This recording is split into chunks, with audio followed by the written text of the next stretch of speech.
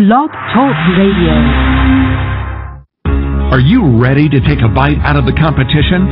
Are you looking for ideas to make your business better? Welcome to the Core Business Show with Tim Jacquet, sponsored by Apple Capital Group. At the core of every successful business, you'll find people making a difference. And with each episode of the Core Business Show, we talk with those people, examine those ideas, and explore the strategies that make them special. Now, the host of the Core Business Show, Tim Jacquet. Good morning, everybody, and welcome to another episode of the Core Business Show with Tim Jacquet. I'm your host. Today, I have the pleasure of having Dick Heebner. He is the president of the Houston Minority Supplier Development Council. If you'd like to speak with him or have a question, please post that question in the chat room, or you can dial 347-324-3460. Again, 347-324-3460. Well, welcome to the program. I really appreciate you coming on. Thank you, Tim. Okay. I guess to begin with, kind of tell us about yourself and how did you get involved with HMSDC? Okay, use the acronym. Well, I got involved 27 years ago, actually, in response to a blind ad in the Wall Street Journal. I don't even read ads, but that ad jumped out at me for some reason, and it combined both my talents and my passion, and gave me an opportunity to go out and make a difference in running the Houston Business Council. At that time, now the Houston Minority Supplier Development Council. Okay, great. Basically, when you're 27-year journey, I'm sure at that time they were at the beginning of their stage of development. Within 27 years, which is a long, long time, how has your organization involved within those 27 years? Okay, yeah, sure. So we've evolved. I think initially our biggest charge was to go out and identify minority firms. Then we found a lot of fraud creeping into programs like ours, and so we ultimately had to create a certification to validate that they were minority-owned, managed, and controlled. So a lot of it initially was just building really core capacity. Today, it's really a development organization where we're really empowering our minority businesses to bring a better solution to market than currently exists, to break into a closed market through information, through insight, and through relationships. Okay. When you talk about the very beginning, fraud and all of that happened several years ago. How have you beefed up your efforts in the kind of validating, hey, is this a minority business? Is it controlled by someone else or a subsidiary? What types of steps that you go through to make sure that it is a minority business? Now, a part of that question also, women, are they considered as a minority business as well? Women are considered women-owned businesses, not minority-owned businesses. Okay, great. Okay. Minority-owned businesses would be those owned by ethnic minorities. And the certification of the Houston Minority Supplier Development Council and nationally by the National Minority Supplier Development Council is really world-class. It is the benchmark certification with high integrity really across the nation. So if you're certified by one of the regional councils of the National Minority Supplier Development Council, that certification is accepted anywhere in the nation by that organization, and by a lot of public agencies as well. So we've had to, yes, as people get more and more creative on ways to defeat the system, we've had to be more effective at catching that fraud. Today, I would say 10 years ago, I was denying about 35% of the applicants. Today, we're denying maybe 5% of the applicants. So I think it's been effective in saying, if you're fraudulent, no matter what you perceive the benefit of being certified, you're going to get caught, and so don't even try. Wow. I know you go through a tedious process. Even I think when we get through our certification, it took about almost 3 months through the whole process. And minimum 2 months because you got to wait till the next board meeting, but they do check every single thing. You get a telephone book worth of information. I guess you guys cross-check that information, but it does take a while to become certified with your company, with your organization rather. Those steps of the certification kind of tell us what the benefits of being certified with your council means to a business. Sure. So when I asked, what's the benefit when I asked our minority businesses, well, what's the benefit of the certification? And the first and most common response is credibility. Okay, that somebody's gone in and taken a tough look at me, a thorough look at me, and they've validated that I'm legitimate. Not just that I'm legitimately minority-owned, managed, and controlled, but that I actually do the things that I say I do. We don't necessarily validate that you're good at what you do, but we do give that credibility that a third party has vetted you and has said, yes, this is a legitimate company that does what it says it does and is owned by who it says it's owned by. Okay. Now, taking the certification just for the Houston market itself, which is a huge city, your certificate, we just mentioned before we went on the air, I know that the state has their own certification. You have yours. Port has theirs. The Metro has theirs. The city has theirs. How has, I guess, with your organization, how your certification is valid? Is it valid throughout the entire state with their agencies now, and within the city? Kind of, if you don't mind explaining how the certification. Sure. I know nationally it works with the federal agencies and with commercial entities, but how does that work within the state and the city? Okay, sure. So the Houston Minority Supplier Development Council certification, or that of the National Minority Supplier Development Council, certifies minority ownership, management, and control. It is not a small business program.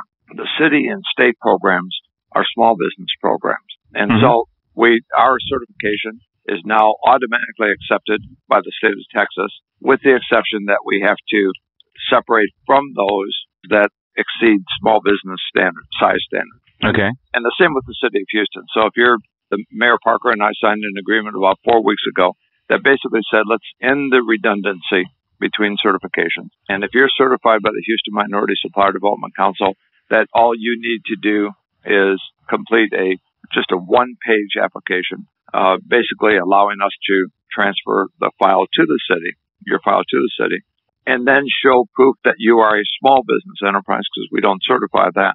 And then you are automatically certified by the city of Houston. So in like manner, if you're certified by the city accepts companies owned by non-U.S. citizens. You would have to show proof of citizenship to the Houston Minority Supplier Development Council, and then we would accept that certification along with the transfer of the file. And we watch over each other's certification very intensely as we, given the fact that we accept each other's certification. So the idea is to eliminate the redundancy.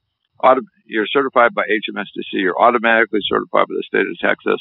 Have almost reciprocal certification with the city of Houston. Very expedited certification with the city of Houston.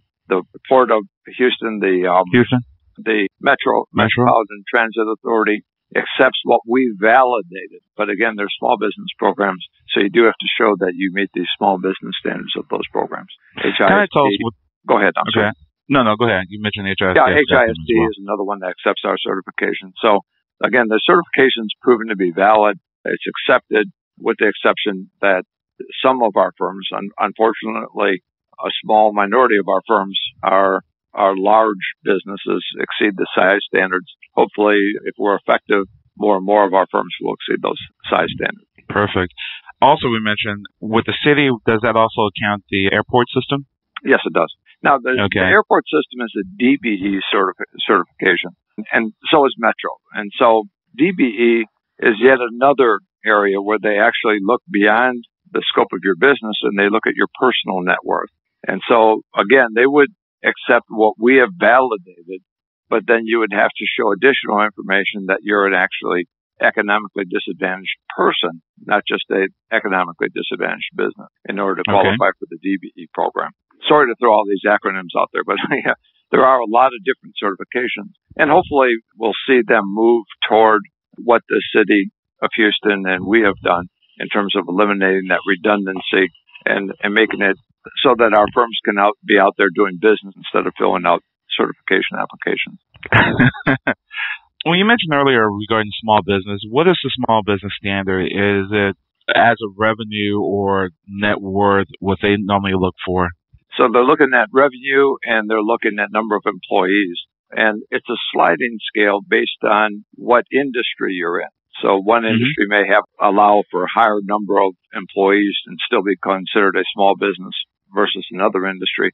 And that is set by the U.S. Small Business Administration. And you can go to their website and find out whether or not your company meets the criteria for a small business. Okay, great. Let's talk about some of the services you guys normally offer. Can you tell us about the certification process to begin with, how a person can come in and what they need to be prepared for when it comes to certification? Okay, sure. Certification, as you indicated, a very thorough process, but need not be intimidating.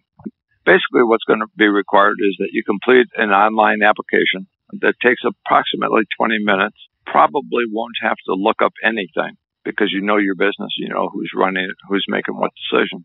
So about 20 minutes to complete an online application. Then you have to copy a lot of documents and submit those to us, where we marry those up with the application. So from the business owner standpoint, it's a 20-minute online application and maybe another 10-minute, 5-minute copy job. Probably the hardest part is pulling together all the documents that are required if you're not well organized. Once you've submitted everything that is requested, then that application goes through. When it hits our office, we'll have a person to make sure that, okay, all the information is there. If the information is there, it goes on to a person that will actually do a desk audit and contact references. It then goes to a third person who will actually come out and visit the facility and see it firsthand. And then the write-ups of all of that and the file goes to our certification committee for review and recommendation to the board of directors. That process should take no longer than 20 days. Okay. 30 days at the most, depend if you get your application in just at the time that the certification committee is meeting once a month. So it really should only take 20 days. The biggest challenge we have is that a lot of the applications that come in do not have all the material, all the documentation that is requested, and have not explained why they don't have that documentation. And so we go through this arduous process of trying to receive that information or documentation on why that information isn't available so that we can decide whether the file can go forward. Absent that, slide right on through. Okay. As long as you have everything together, or they might, I think in our case, they ask a couple of questions and they ask for clarification, and then we had to wait until the next board meeting, and that's why it took almost 60 days, because we had to wait for the next meeting, which was the following month. Yeah. Well, because one thing was missing, and then by the time I went to board, it was the clarification. Then we had to provide that clarification and another piece of document. Then we had to wait to the next board meeting. So that's why.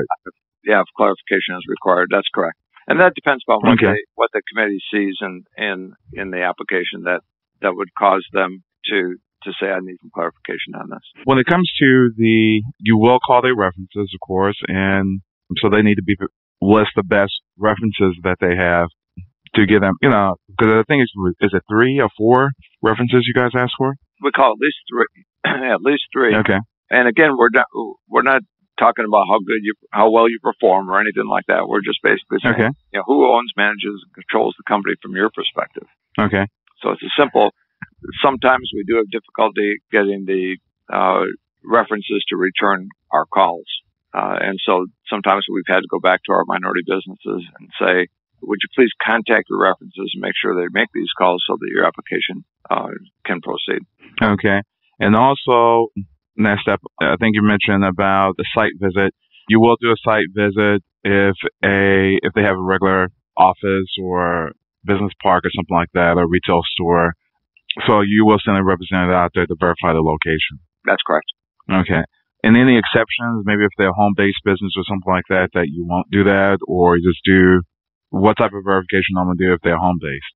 Yeah, right now with home-based businesses, we may not visit them. They're the only exception, because if we believe that there's nothing to see there that would be of value, if they're a distributor and they have inventory at their home and they're working out of their home, then we're probably going to do a home site visit just to see the inventory to make sure that they're really a distributor. But if it's just a desk position and all we're going to find is a desk and some file cabinets, then that's not. Then in that case, a site visit may not be necessary. We'll have an in-depth interview over the phone or in person, and then decide whether or not a site visit is needed after that. Okay. So I'm looking at a couple of things on your brochure, and it's talking about how you develop your organization. You're talking about bidding opportunities. Can you talk about the type of bidding opportunities there for your members? Sure. So we receive regular requests for mostly public sector work. Private sector, you have to pre-qualify yourself before you're even given the opportunity to bid. In public sector, all you have to do is be aware of the opportunity and you can bid. And so we mine the public sector heavily for opportunities that we can then alert our minority businesses of. Occasionally, the private sector will say, I'm looking for a firm that does this, send notice out on our specs and allow them to bid. That's very rare in the private sector. The private sector, it's more, doing business with people that you know and you trust. And so a different process before you gain access to bid opportunities in the private sector. Okay. And talk about your expo that you have using during the fall. Yeah, huge expo, September 5 and 6 this year. We'll have over 200 major corporations, their prime suppliers, government agencies out. We put the buyers in the booth and sellers in the aisle. So it really provides minority businesses an opportunity to do one-on-one meetings with corporations. They'll rotate in those 200 companies over 1,500 decision makers through those booths during the day, accessible to minority businesses who can then pursue business opportunities and business processes with them. The day before the expo, we have our forums where we take 7 sectors of the economy. We bring in top sort of visionary strategic people within those industries to talk about what's coming next in those industries, what opportunities that creates, and how minority businesses can compete for those opportunities. Really then raising the level of dialogue the next day when our minority businesses are able to go back to those companies in those various industries and say, okay, I understand where you're going. Here's how I can help you get there. Okay. And also you have a breakfast that it seems like you have that monthly, right? So we have a monthly breakfast that was begun last year to really strengthen minority business to minority business, doing business between minority business. That's the key focus, although we do have some corporate presentations there. I think the one next week will have Shell or Centerpoint that will talk about some of the opportunities with their organization. But the main focus of the breakfast is to link minority business to minority business. For one, the purpose of doing business with each other, and two, the purpose of teaming with each other to go after larger contracts that beyond the reach of either of the parties individually. Okay. And for example, the one you're having next week with Shell, tell us about those opportunities, or with Centerpoint. This means a buyer from the organization will come to the breakfast to talk about, hey, this is how you can look at our opportunities that we have and kind of do business with us. Is it more of a, here's the information and just contact me and we'll send something when we have something? Or how can the person will go out there and build a relationship with a buyer? Yeah. So it's both. It's on one hand, it's okay, these are the types of things that we customarily buy throughout the year. If you're interested in doing business with us, here's an approach that you might take to put yourself in a position where you're called upon when the need arises. On the other hand, they will announce, here's some specific things that are on the table right now. And so if you provide these services or know of somebody that provides these services, we need to be talking now. Okay. And your national certification, which we talked about at the very beginning, you're certified nationally, and you can use this throughout the United States. When it comes to reciprocal agreement, is it really necessary to have a reciprocal agreement if you're certified nationally? Yeah, so with a reciprocal, your certification by the Houston Minority Supplier Development Council will be accepted at any council, any corporation involved in NMSDC across the nation, any of their operations. Now, if you decide that you want to become active in a particular council, and there's 37 councils right now, if you decide that you want to be active in, let's say you're in Houston, you want to be active in the Dallas-Fort Worth Council, there will be a reciprocal certification fee to facilitate your involvement in that, in a meaningful way with that council. So you would be actually considered a quote-unquote member of that council. And so about 150 of our firms are actually certified by councils throughout the nation, but have Houston as a significant base of their operation. So their headquarters may be in Michigan, but they have a strong base of operations in Houston. They would be certified by Michigan. We would accept that. Then they would affiliate with us to a reciprocal relationship to become intimately involved in our council, whether it be on committees or attending all of the events or notification of all of our events. Okay. And of course, from there, with networking events would be like the breakfast. Are there any other type of networking events that you normally have beyond the breakfast? Sure. So we have quarterly luncheons that bring about between 300 and 500 people out, depending upon the luncheon. Again, what distinguishes the council from other organizations, as good as those organizations are, but what distinguishes the council is that half the people at a council event are going to be there buying. They have no interest in selling. Mm-hmm. And so that's different from going to an organization where everybody's trying to sell. They can't wait for you to quit talking so they can tell you what they're trying to sell. A typical networking event. In the council, half the people there are corporate decision makers that are tough or almost impossible to find outside of that event, but who you really need to build a relationship with and gain information and insight from so that you can target market right back to the company they represent. So quarterly luncheons, we have a golf tournament that we use to raise money for our MBE Business Executive Program, outstanding scholarship program to drive the growth of our minority businesses. But it's funded by a golf tournament. Again, another opportunity to connect. Every foursome, it's not just a fundraiser. It's principally a networking event where every foursome has to have at least a minority business on it, really facilitating connections there. And then we average about 7 events a week. Mm-hmm. Those events are largely educational, but very targeted to smaller groups of minority businesses, not the big dog and pony shows. And then individual networking events where a corporation calls us and say, I'm looking for companies that can meet these criteria. Can you bring those to me? And we'll do events like that. We also do straight talks where we bring the corporation in and they talk very candidly about what it takes to do business with their companies, business opportunity conferences. So a lot of different variety of events every week that people can choose from or are targeted to fill a particular need at that time. Okay. And lastly, some of your education opportunities, you have the mentoring program, the CEO Academy, just to name a couple. Tell us about those particular. Everyone would love to have a mentor. And can you talk about those 2 programs? Sure. So as a person gets involved in the council, they're automatically assigned an ambassador to help them better understand who the people are, to facilitate introductions, and to help them maneuver through the process to speed their process of moving from contact to contract. The CEO Academy and some of our educational programming is really designed to say, okay, maybe I've read the books, I've been to the classes, but I want to see it in play.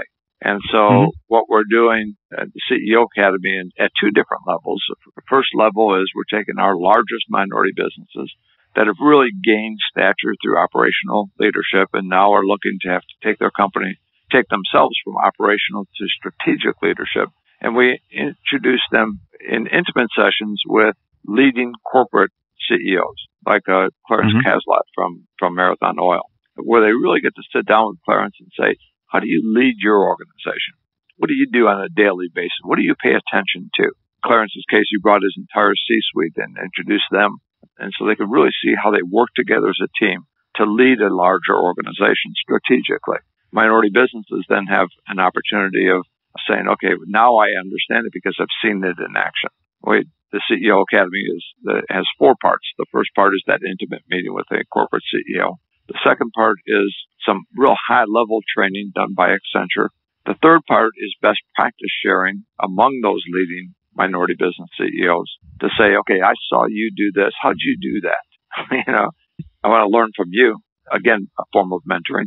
And then the fourth part is ending with a luncheon so that they really build some social bonds that will carry them on beyond graduation. Right now, we're rolling the CEO Academy out at another level where maybe the company's not as large to really benefit from understanding how Clarence Caslot leads Marathon. But maybe they could learn a lot from our leading minority businesses and how they got to the position where they could be, or at the point where they could benefit from meeting with Clarence. And so we're taking those larger minority businesses and they become the CEOs for the next group. And so it really provides a great opportunity of real life mentoring. Okay? It's not just a person that you can call occasionally, but really seeing them in play, building relationships with a whole host of firms that can then ultimately serve as your mentors.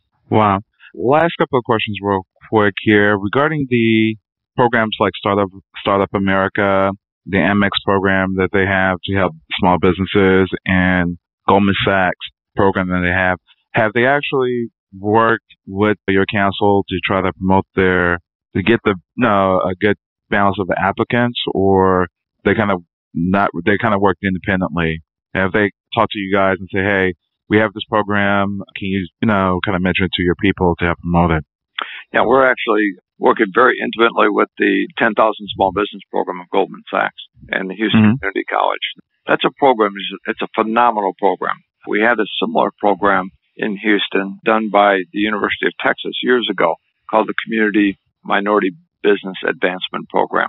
And it was outstanding. It was unfortunately terminated, the budget cuts in Austin. So we've been looking for a replacement. What we like about the program is that you work on your business for 11 weeks. So so you go out, you learn something, you go back and apply it, you bring it back, you evaluate that, you learn some more, you apply it, and that the experience that our businesses that have participated in the Goldman Sachs program have relayed to me is that at the end of the program, they know their business so much better than they did before, and they have a clear path on where they're taking it from there. That's important. And so, again, they learn from each other. They learn from incredible instructors from Babson College and Houston Community College, and now there's some financing that's been made available through Goldman Sachs, $20 million that they've committed to Houston to fund the growth of small businesses.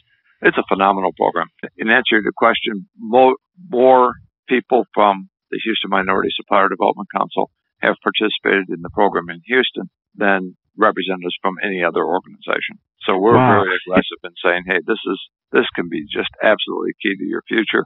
We really encourage you to take the program. I have a question real quick. I mean, I've noticed Houston, ironically, I'm not sure because it's the fourth largest city, program is available nationwide, but it's not available in every single market. Is there a reason for that, or they just because they're still in that pilot stage to get trying to focus on certain markets first? Yeah, I think they're rolling it out conservatively, and so I don't know what their intent is in terms of how many markets they ultimately want to be in. But I feel very blessed that they chose Houston. I'm happy they chose Houston. But this is a program that would benefit markets across the nation. Whether that's going to be by attracting people from other cities to the program, that's a little difficult because you're spending 11 weeks in the program. It's not that you can just fly down there for a few days. So I don't know whether they're going to go regional. I don't know how broadly they intend to replicate the program. So I can't answer that question. Okay, great. Anything else you'd like to leave us with? One of the things that I think Houston Minority Supplier Development Council and organizations like ours are really key at is helping people understand how to break into a closed marketplace. Doing business with major corporations is tough, but it's very, very possible. I would say you want to do business with a major corporation, I can almost guarantee that you will. Now, you may have to work harder and smarter than you've ever worked before, or maybe a low margin, high volume contract, but that's very, very possible. The understanding how to do business is really key. And so I would encourage people that are interested in beginning to work toward a long-term lucrative future in contracting with major corporations and even larger government agencies to really actively use the tool that is available to them through organizations like ours. Okay. Well, can you tell us how we can contact the organization? Sure. You can call us at 713-271-7805, or you can email us. You can email me personally at richard.huebner, that's HUEBNER, at hmsdc.org. Okay, and your website address? Website is www.hmsdc.org. Perfect. Well, I really appreciate you coming into the program. Thank you so much. I appreciate it. Okay. Well, have a great day. Thank you. You too, Tim. Thank you. Take care. Bye-bye. Again, it's been another production of the Core Business Show with Tim Jacquet. You can download this episode on iTunes, on Blog Talk Radio Network, or on blog.apple Capital Group. I will have the transcript of the show available on the blog at blog.apple Capital Group. Thank you for listening. Everybody have a great day, and we should have another show within the next 15 minutes called How to Get a GSA Contract. So if you able to get yourself certified, and we have a whole series on certification. This is one of the best certifications you want to get is acknowledgement with this particular organization because you have credibility nationally, and it makes it a lot easier when you try to go to another agency to try to get certification in a certain field.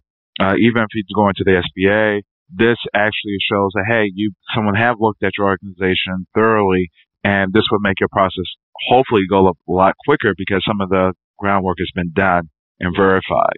So again, thank you for listening to the program. Again, Tim Jacquet, your host. Again, the next top of the hour, you can listen to how to get a GSA contract, which will go through a lot of details, how to do your paperwork and land one, and how to do capability statements and so forth. But this is a great benefit for your business. Everybody have a great day and take care. It's been another show of the Core Business Show. Take care. Thank you for listening to the Core Business Show with Tim Jacquet. For a free quote on equipment leasing and financing, visit our website, applecapitalgroup.com. That's applecapitalgroup.com, and fill out the information to receive your free quote. We hope you'll join us for our next episode. And remember, you can always get to the core via iTunes. You'll find all our previous episodes there. Thanks again for listening to the Core Business Show with Tim Jacquet.